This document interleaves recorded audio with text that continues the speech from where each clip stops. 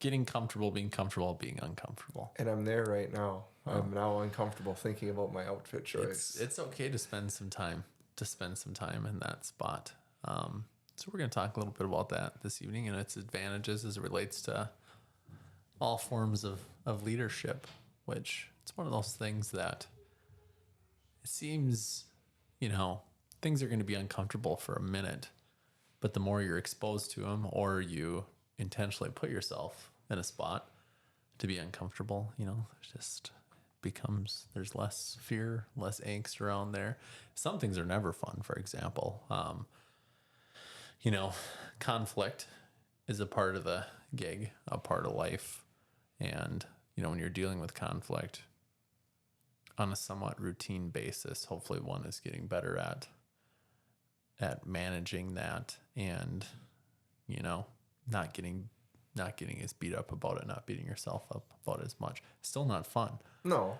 I don't think anyone that I know of, anyway, some people maybe get a high out of it of some sort, but as far as getting your butt chewed or something, nobody likes that. Those people are crazy. No, but when you're dealing with conflict, and again, a lot of it's just natural in any leadership position, but the more you're exposed to it, Also, I don't think any good leader is going to go around like searching for conflict. No, but things arise, and like I said, a lot of it's natural. Certain things have to play out, and to a certain point when you're working with X amount of people, it's only bound. There's going to be little hiccups along the road, but again, it gets to a point, maybe right away when you're dealing with those things, it's super uncomfortable and it puts a big pit in your stomach, maybe tries to wreck your day kind of thing. But the more exposure you have, you kind of get better at handling those things, on the front end and then the back end as far as not letting it completely destroy you. What is it? From a growth standpoint, I also think that, several years ago, it was always, I love lists and kind of stacking things up there. And it was kind of nice to knock out some of the easier things out of the list and maybe save that big ticket item, that phone call you maybe weren't looking forward to, or the conversation you were going to have. Save that for the end. But now I like just knocking it out right away and just. Otherwise you're worrying about it. Yeah, it's not going anywhere. Someone really smart told me once that you're just supposed to knock out a few push-ups before making one of those calls, and it's all fine. No, the only person I've ever heard say that is you. So I don't know. Well, that's right. That was me. Yeah. Brennan Kent. Be careful. August 27th. Be careful. Be careful with that one. Little shot of dopamine. Especially the way you sweat. I wouldn't rip off more than 4 or 5. You start sweating, bend on a tie your shoe, unless doing push-ups. That is a problem this time of year. Even bringing in a couple bags of groceries, that tells the body I'm in work mode, so it's telling me it needs to cool off, so the sprinklers get turned on. I never thought I was, nor I wanted to be, but been with Bron for some time, and she told me like 2 years ago, I don't know how it came up about, like the sweaty guy, sweaty guy. She said, "You are the sweaty guy." Wow. I said, "I don't want to be the sweaty guy."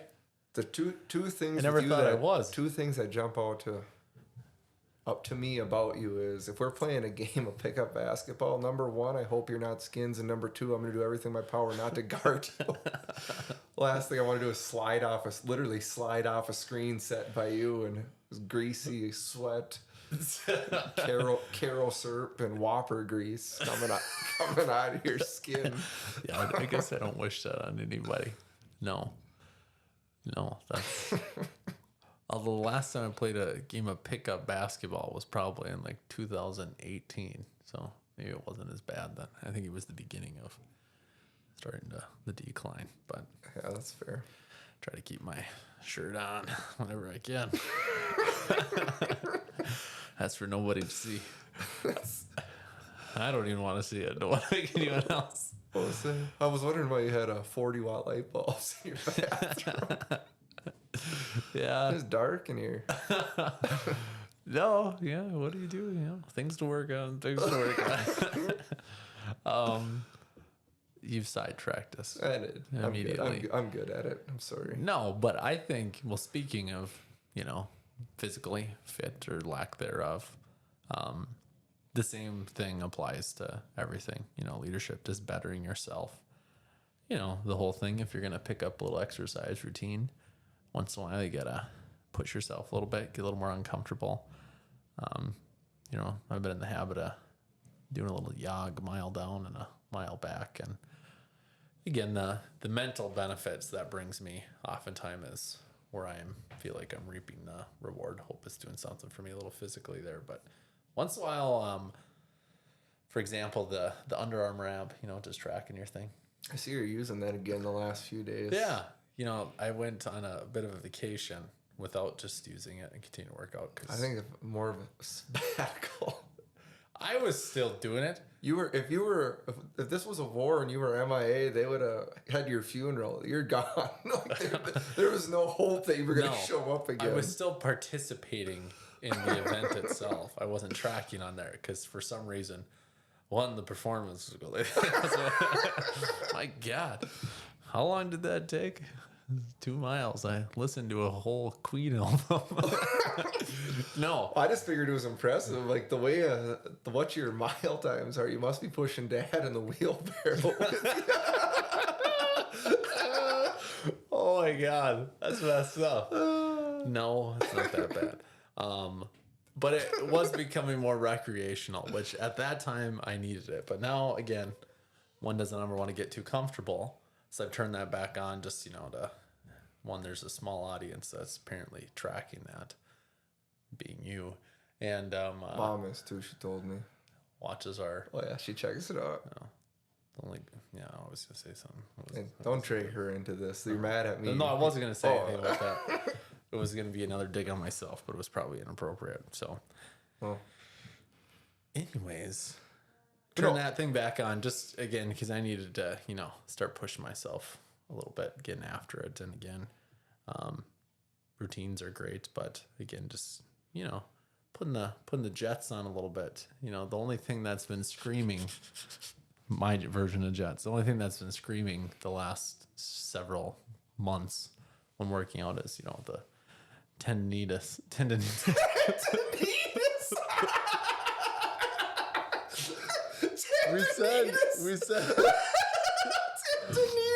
We said we were going to start recording this earlier in the day. I hope you're never the guy giving out the words at the spelling bee. Tendinitis. No, you're wrong again.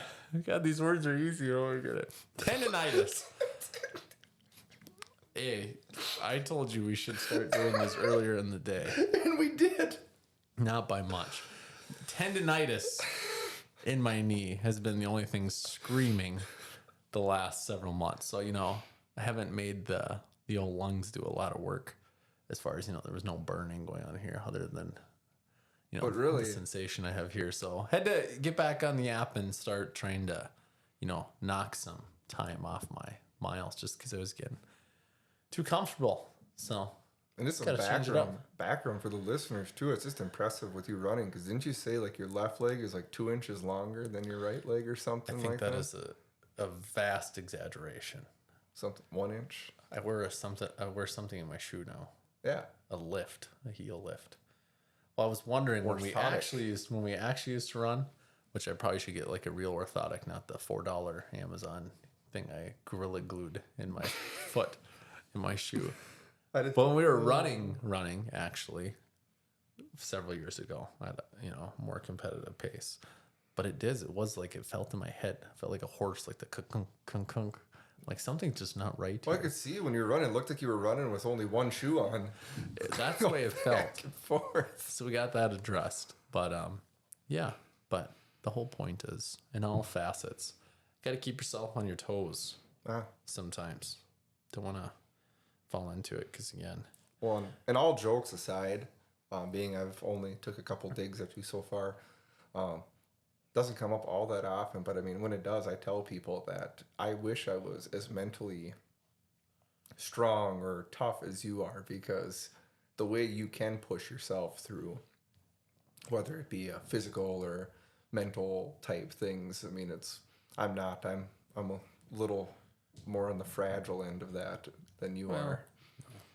What did we say in the other episode? Gotta find that dog and and that dog. You got more of a puppy. Sometimes you gotta be. What does old Kevin say? Old Pa Kevin. Says once in a while you gotta do something that scares you. Most days, I like doing that once in a while. He also says that you can't make a silk purse out of a sow's ear. So. As Kevin would interject anything, even if it doesn't apply to what we're talking about. Yeah, I'm glad you snuck that in. That's my That's favorite. That's one of my gracefully. favorite. No, but I don't know. This has been all the rage as of late, and I've dabbled in it a little bit. Used to do it again for training purposes, but like the whole the cold tub thing. I don't know if you ever did that. I did some versions of that before, but now I've gotten twice, I think. I've done some reading on it now, and obviously the cold tub, there's the other physical benefits that come with it, with inflammation, those types of things, which I should be doing. But just as it relates to like a cold shower now, and again, I'm not a scientist or a athletic trainer by any stretch, but just from some of the research I've taken in, how they said there's just so much benefit. And you can kind of feel it now if you think about it, if you haven't done it before. Even just like holding your head under, actually it's your face. I think it's like the nerves. There's some large ones in your face. A lot of big blood vessels run through, but if you have like cold water just coming on your face, all it gives you, whatever percentage of a cold tub itself, just as it relates is that release of dopamine or whatever, just that good feeling. So I've attempted to do that in the shower a little bit. And again, even if it's not, you're getting the physical benefit, that thing's going to drive me crazy. It's back. But, you get that, I don't know, you just kind of feel, kind of just gives you a, no, in all honesty, just because it doesn't feel, it's super uncomfortable. That's why I like him. We could talk about this all again. I think that's what's so attractive about, and again, we are not superstar runners by any stretch. So pull my shirt out like this. What is that? I think it's your children. It's very loud. Or like an F4 tornado. I don't know. Well, what is that? No, but I think the thing that's so attractive, why I spend so much time either just participating, that thing's got to go. Either recreationally running, like I love like watching Olympic stuff or track and field, and it's all fields of athletic competition, but like a marathon or whatever. I saw a quote the other day, and I'm going to butcher it. I can't remember whose quote it was, but someone had said about if you're feeling, or if your faith in humanity needs to be restored, just go watch a marathon somewhere on Saturday. And I think there's so much truth to that, just because you and I have talked about this before, where, there's usually not many, you suck, calls at a marathon. It's pretty uplifting. It's a pretty motivating, event in all aspects. But then just, when you think about marathon and the training and everything else, and again, one of the better quotes is, you don't train for it not to hurt. You train so you can handle the hurt. So it's just like that whole thing embodies being uncomfortable, because every person, whether you were me lining up a couple months ago with not a lot of training under our belt, not very good shape. Again, we got to get pictures up. It looked like you were wearing the same headphones. Those finally went to crap, but guess what? I got another pair that looks just like this. Brennan goes, "You don't want to wear earbuds or whatever." She's embarrassed on my behalf for wearing them. I said no. But again, it doesn't matter if you were me chugging along at God knows what the pace was. I do know, I'm just not going to say it. Or someone ripping off, 5-minute miles. Yeah. Is crazy. I don't want to say equally uncomfortable, but both those individuals are highly uncomfortable during that race. Again, and that's what I love about running, though. It's where you are at. You're not running against the field, or the majority aren't, unless you're kind of professionally part of that. You're just running against yourself and what you wanted.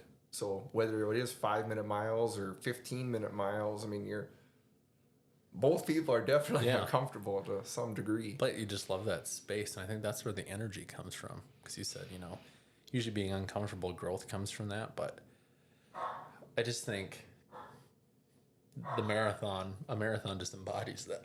Excuse me. Yeah. For everybody. But Like I projectile vomit. for everybody. Get some Tums. Hey. I should start putting those here. Maybe get a. Why is that? Why do they have ice cream pails in between them each episode? Never know when you might need it. Well, But I just love that part of it, and that's what gets me so pumped about it. And again, just because it's a bunch of people, I mean, you're putting yourself out there, you're taking a risk, and I just absolutely love that, what that stands for. What is one? I just how the random articles pop up, when you go on Google or whatever. And for me, earlier today, one of them was it was like the top 8 marathons it was like mainly for like the fastest times or for beginners. I mean, it was kind of one and the same. But one of like the top 4 things was, one of them was like slope, or number, not altitude, I guess. And, is it more downhill, more uphill? And then it was like fastest finishing times. But then one of the top 3 things that they had listed then was like the crowd. And, this one has huge crowd coming, and there's, however much of the course is, there's people there and everything, and that kind of fuels you as well. So it was just kind of interesting to see that aspect of it was that big. Also, I couldn't tell you what all the other ones were or what the order was, but number 1, best marathon for beginners. Man, maybe we should check it out sometime. Honolulu. I don't even know. If I go to Honolulu, I'm going to have a different itinerary than running 361 trails. It's going to be the exact opposite of I that. was hoping I could con you into going there and I could go cheer for you. If I go to Honolulu, I'm going to check this thing. I'm going to make sure I have less than 400 steps a day.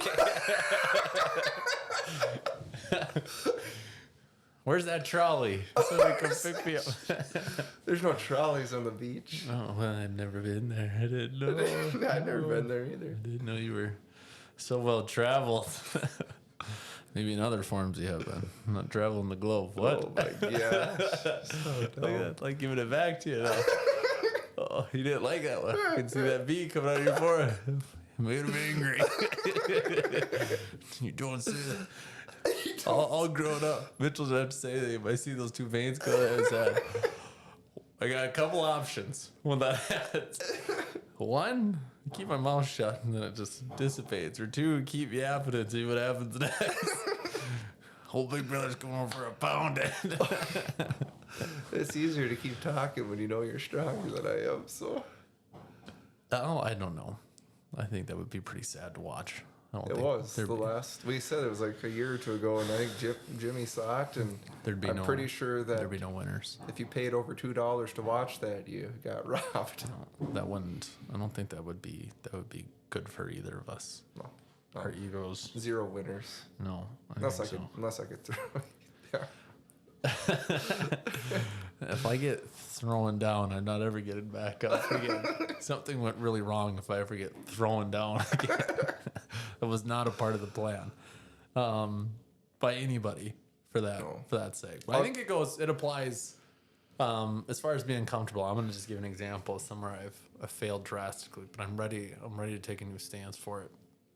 Our little guy decided we were basketball players all through and through, and my little knucklehead decided he was going to do some wrestling here in the last year, which I'm thrilled he can do whatever he wants. It's good for him to be busy, and he's only 5 years old, so I'm not worried about that part at all.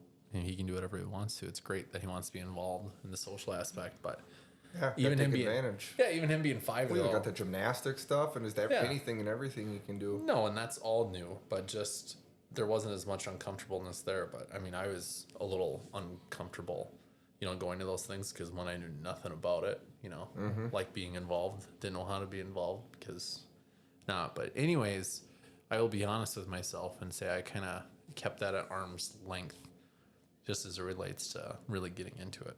Because I was just uncomfortable, but for the benefit of him and for myself, so I can enjoy it more, I'm going to take a different approach here this winter. Because it was uncomfortable. You can continue. I could be uncomfortable with it. Say he wants to keep wrestling again. He's only 5, but You know, do I want to be in that same spot when he's in 7th or 8th grade, still sitting there? I don't know anything about this. Yeah. You know, want to get into it a little bit, No. figure some stuff out. So, What is it? My biggest two examples, one of them from way back when, you saying about being uncomfortable is, and this is something I would hope, I wish more schools would not push it, but just give kids the opportunity to show off or go into their fitness center or weight room or whatever they call it and do that. Because I mean, I think both of us in high school, we were in the weight room about 2 or 3 times. I tried to avoid that place. Yeah, I hated going in there, and I mean, I felt like, you know, for me it was, I'm the only one who doesn't know what I'm doing, and everyone else is doing it right, and I'm doing it wrong, and everyone else is stronger and better than me, and kind of a thing. And I mean, and you guys kind of take that. Some of that was true. Well, a lot of it was, but I mean, just, you seeing people, it's like you just assume they know what they're doing, and it's like, you know, we never went in there. You know, I think one basketball practice, they're like, go lift some weights, and it's like. I was only in that place, I think, 3 times. 2, like you said. Either was Well, practice, and they were or none of them were good memories going in there. One time I went in there when I was choking on a sour Skittle. And I was embarrassed because there was a couple other people. So instead of asking for help, I just went and leaned over a bench. And I guess, thankfully, I came back out of there. Oh, my gosh. That was the only other time. Maybe that's what helped save me. I went in there. What is this place? And a moment of enlightenment. Yeah. Oh, no. But so I was just really switch it up. But just this other thing again, area of making yourself uncomfortable and trying to grow a little bit. So every year since started working, about, I don't even know how much, 2 times at least, if not 3 or 4 times a year, they have a blood drive that the National Honor Society runs. Send the email out every single time they send that out. I'm just like, I should do that. I really need to do that. Like, this is, why am I not doing that? And it's like, well, I know why, because I absolutely hate needles and I don't want to do it.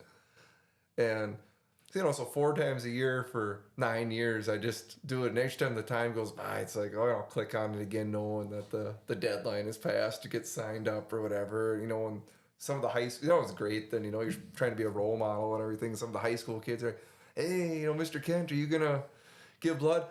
You know, I would have, but, you know, we got whatever something going on here. So finally last year, like in the winter, I talked with our now retired superintendent, Mrs. Berderius, and talked to her about it a little bit. And she's like, you know, you just do it once. And I'm like, I know all I'd have to do is do it once.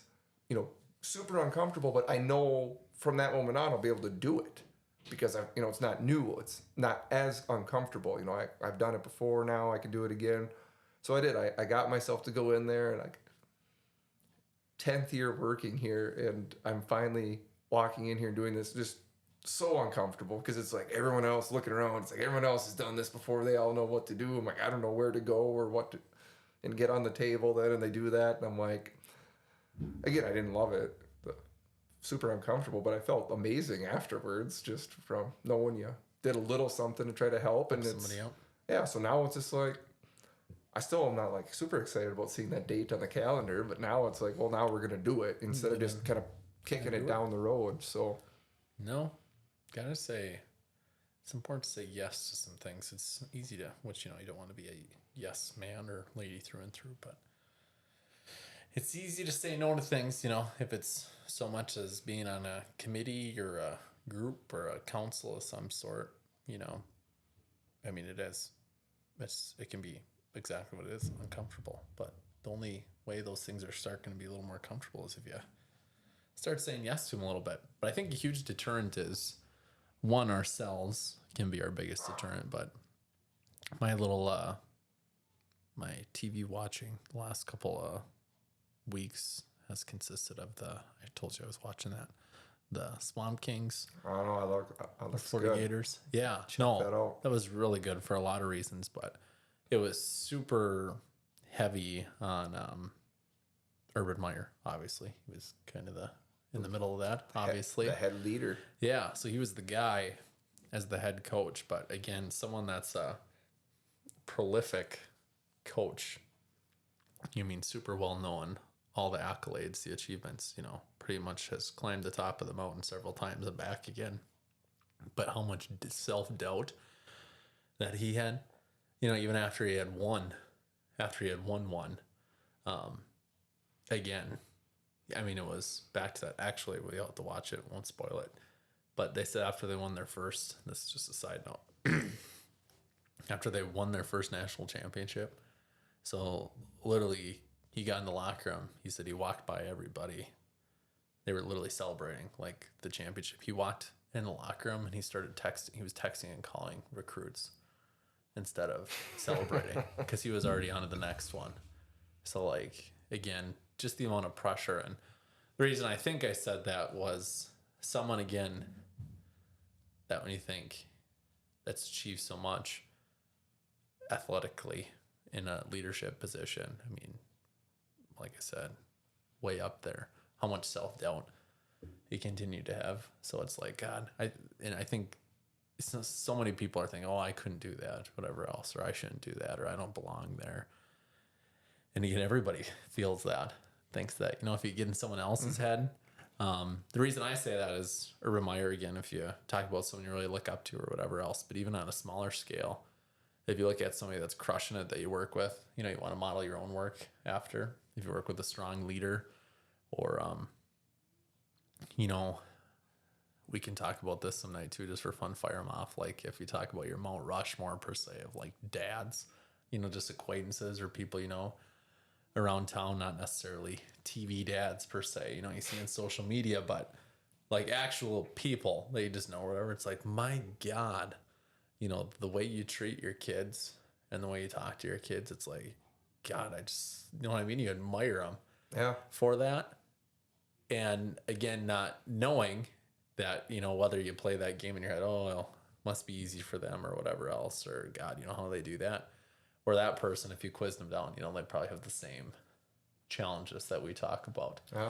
They're maybe thinking that they're not killing it either. So I think that's just important to check yourself, especially with being uncomfortable. It's so easy to make excuses because, oh, that person, whatever else. It's like, yeah, well, they felt the same way at one point. Like you just example the weight room. And for more adults, for the high school kid, the junior high kid, the weight room, I think is a perfect example. Adults, if you're talking about going into the local fitness center or whatever, if you're out of shape, I mean, I can't think of anything more uncomfortable than that going in. Because, if you got some guys with some headbands people back there. Got the big cut-off shirts, or just the ladies in there that are all decked out and they're ripping off, miles on the treadmill, doing some crazy stuff. It can be a super intimidating place. But again, the important thing to remember is, one, the people in there that are doing that still might be uncomfortable. And, they were in a spot of some sort. Everyone comes in somewhere else or in a different spot. But, nobody starts out an expert. No. I mean, the first time they walked in there, they probably didn't feel the most comfortable. But I think, again, that's sad because so many times the deterrent, which, again, it's ourselves. And you can say, I mean, there's always going to be people that are just nasty people. Everybody knows some people that are someone you wouldn't want to hang out with. They're not just nasty to you. They're nasty to their mom and dad. They're nasty to their siblings. They're nasty to their neighbors. I mean, mailman. There's some people that are, will suck the life out of you if you let them. But so many people, and I will argue this up and down. Otherwise, don't want to.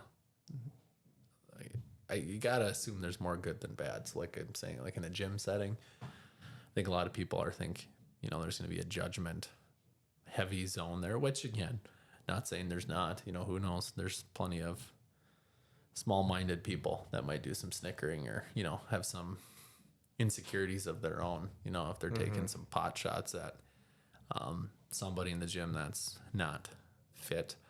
But I think people get scared of those things, but more times than not, you're going to get welcomed, you know what I mean, into those spaces. And in the professional lens too. I think about our professional organization we're in, or when I was a special ed director and such. Again, that is like the last thing, just being frank, like I want to do, like as far as going to those meetings and stuff. And that's not against anybody. That's my own insecurities and my own just personality, getting in that arena. But it's like, gosh, every time I do get to one of those spaces, I know the exact feeling, and I'm gonna feel great walking out of there. One, because they're usually really great people. There you'll find, your niche of people in there, but how nice it is when you get into that group for the exact reason we've been talking. It's like, God, I'm not the only one that feels that way, or I'm not the only one that's experiencing that right now. And it's just like this rush of relief, and usually there's a lot of, you do, for me personally, when you go and you get it connected in a group, a network of sorts of people, and you take away their ideas or whatever else, I could do this, you steal things from them. But for me, as far as the empowered feeling, I feel empowered because it's like, God, this is just tough. Everybody's going through this in their own form, here, there, because it's so easy, again, just to have that attitude of, well, this is just me. I'm the one experiencing this, Well, it is. And if you take it that way and you almost focus on the negative part, like I still remember, our collaborative principal meetings, and I'm going to my very first one ever, and it's like walking in there, it's not like I get to go meet and share ideas and get ideas from all these great people. It's I'm going in there thinking right away, like, all these other people have been here, they know what's going on. They all know, I don't even know all their names, they all know each other, they were just here, last month, kind of a thing. And instead you get there, and it is empowering to see people, whether they've been doing something for 6 months or 25 years, they're still running into the same problems and the same celebrations as well. And just it's nice to get to work together, because everyone's in the end, everyone's cheering for each other. It's not like you hear another leader say, oh yeah, we're running into this problem here, and it's like people aren't like, oh, that's too bad for you. Yeah. It's like, no, like people are immediately try to work together to help them solve the problem, and they figure it step out. Like you said, it doesn't matter how long someone's been doing it. I think that's the critical piece, something I really got to work on too.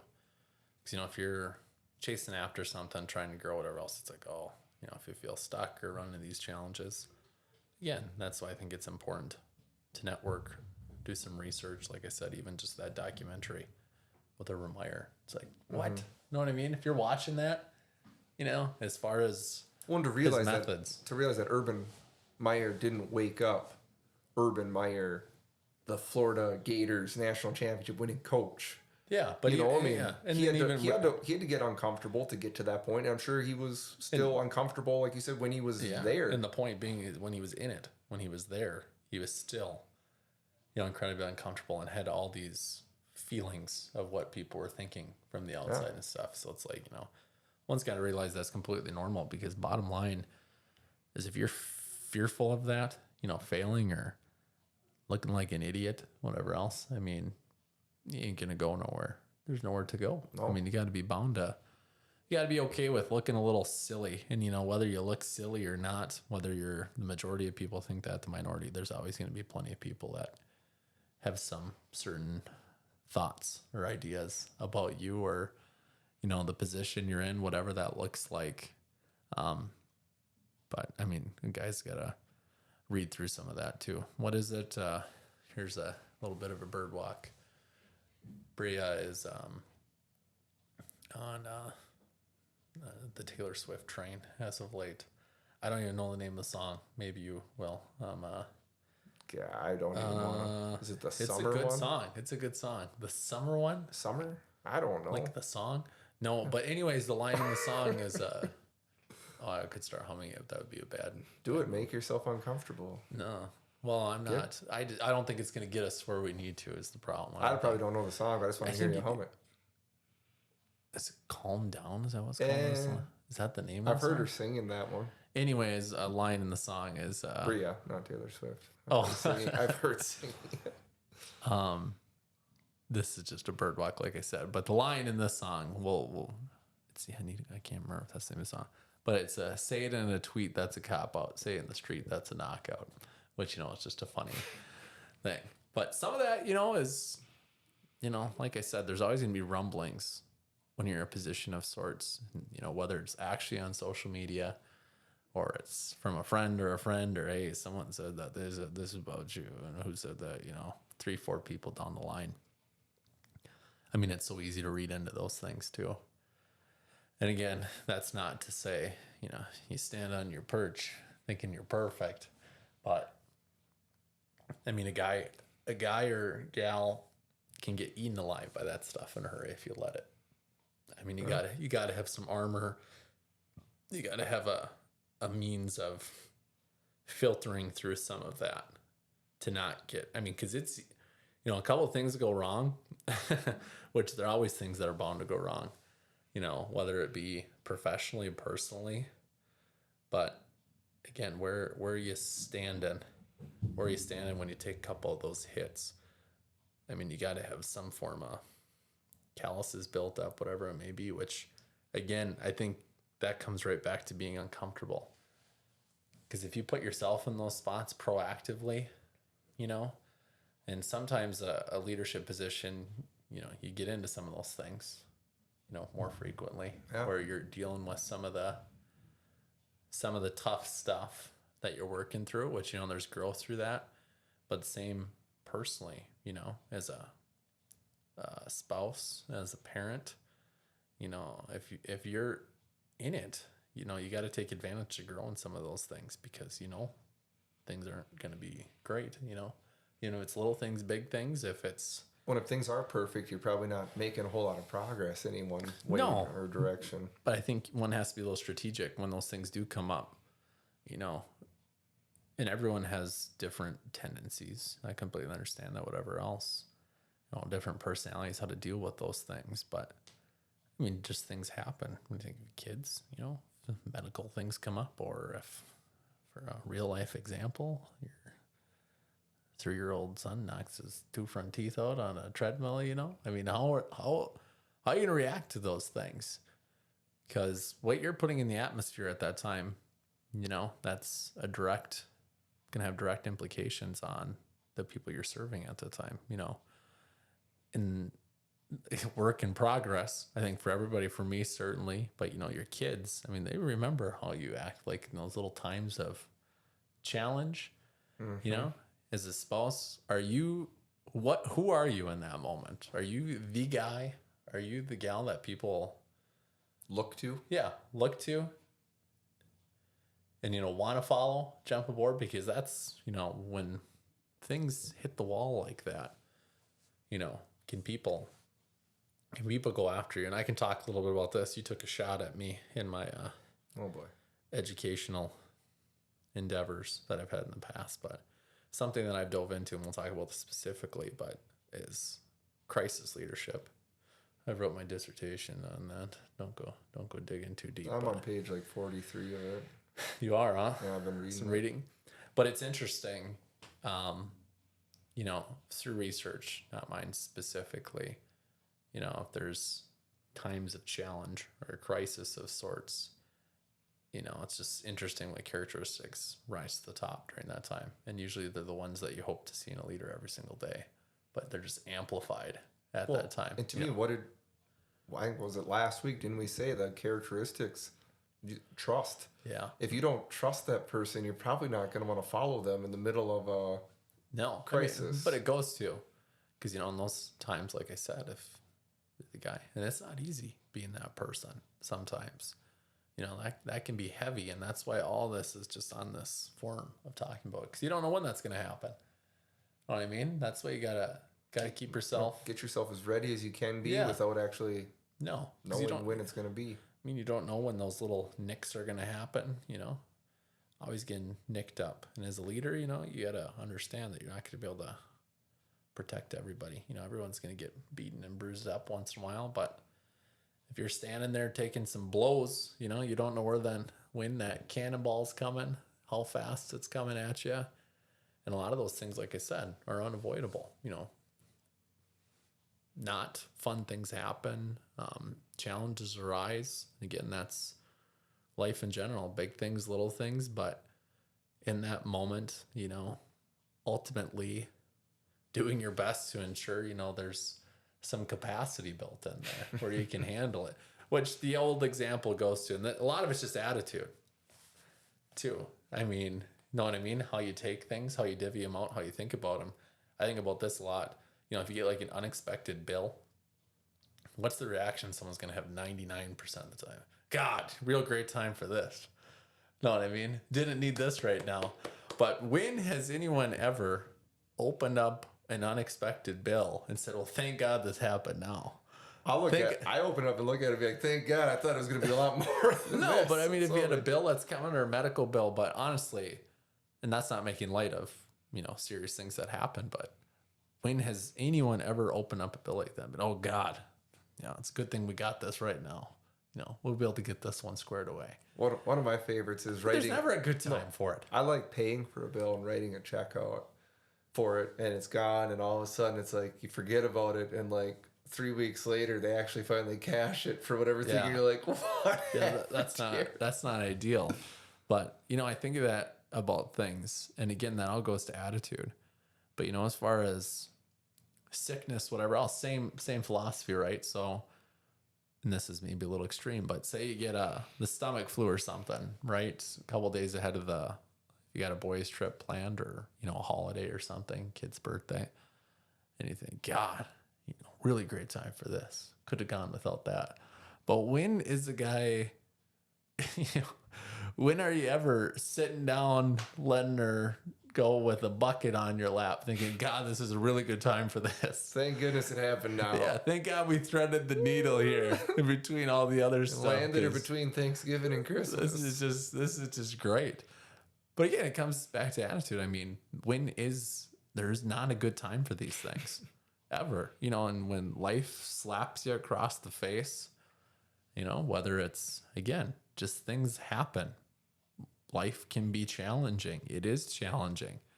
But, you know, do you have the means of taking that one in the teeth, you know, by prepping yourself, you know, putting in some work, getting yourself right, whatever that looks for you, so you can, again, absorb that blow.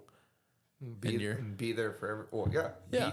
Be as sound as you can be, or in as good a place as you can be, so you can help everybody else around you. No, and I think that directly goes back to trust, too.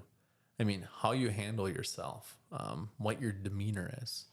You know, if you're in a meeting or something with somebody, or you get some terrible news, again, nobody wants that news. But, you know, as far as being stoic, I mean, if something happens and you're in front of people you're leading, again, if it's your spouse, your kids, and you just have an absolute meltdown, you know, what is that telling them?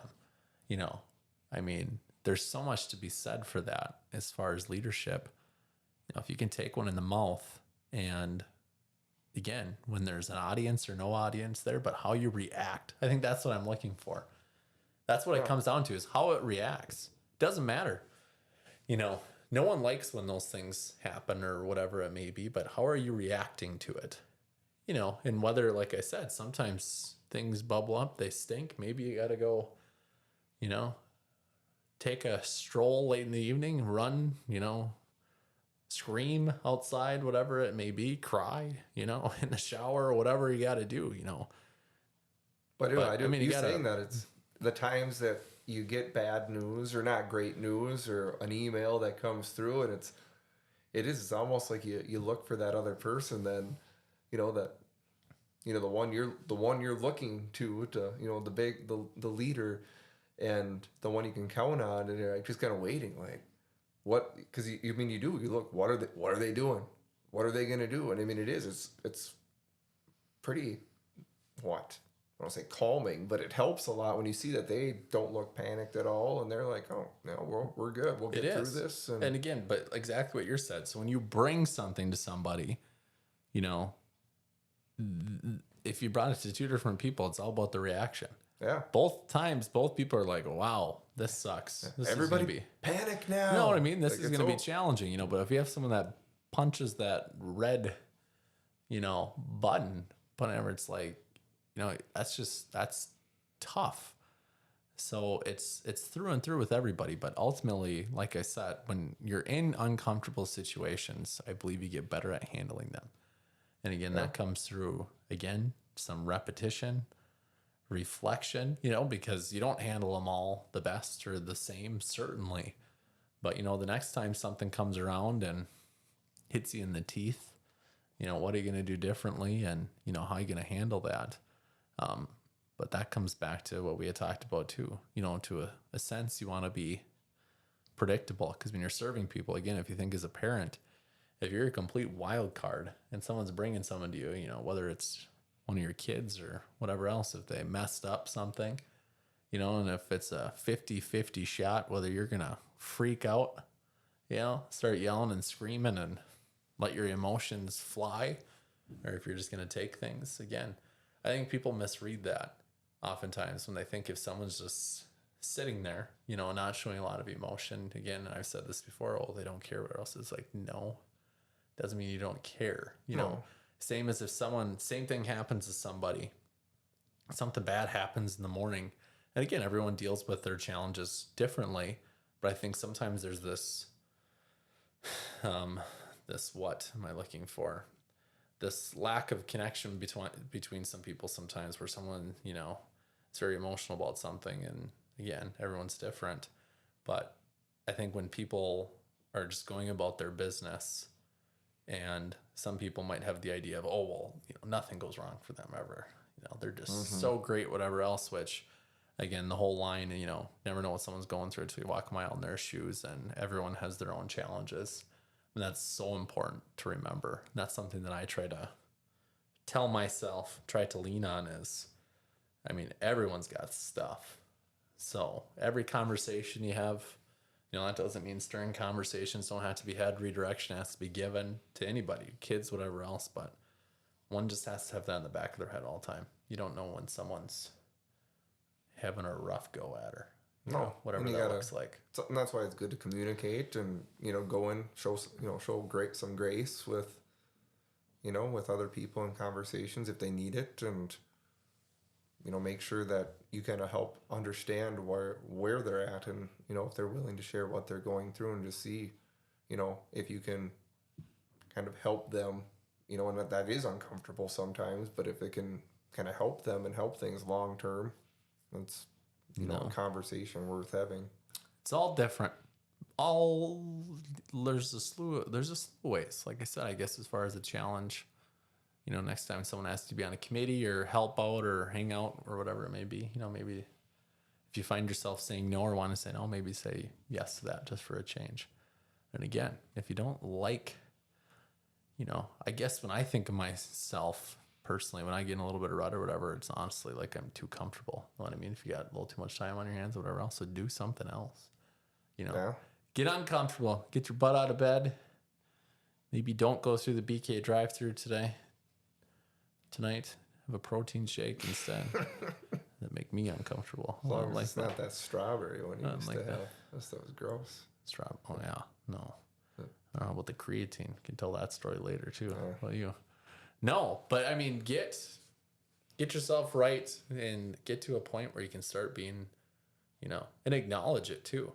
If you're really scared about something, we'll kind of leave on this note here. If you have something to add to this too, like oftentimes, you got this meeting coming up or whatever, maybe you're dreading. How's this going to go? Remind yourself when it's done that you're still alive. Everyone's okay, And so then the next time you can store that away, acknowledge the growth, reflect on it. That was fine. So the next time when this comes up, take a breath, realize, you're going to be okay on it. Yeah. And pick out, instead of focusing on any of the negative things you maybe did or didn't do or could have, should have said, just, I'm sure there was some good things, some positive things that occurred within there too. So don't beat yourself up too bad about it. No, give yourself a little grace. But so is life. Life's challenging. It's uncomfortable, but work on getting comfortable in the midst of uncomfortableness and do a lot of good for yourself and hopefully do some good for some others too. Say everybody around you. We shall be back next week. Thursday, not Wednesday this time. Yeah, I don't know what happened there. We're late. We're just too excited. We were too prompt. No, we'll back on Thursday afternoon. We'll see ya. Looking forward to it.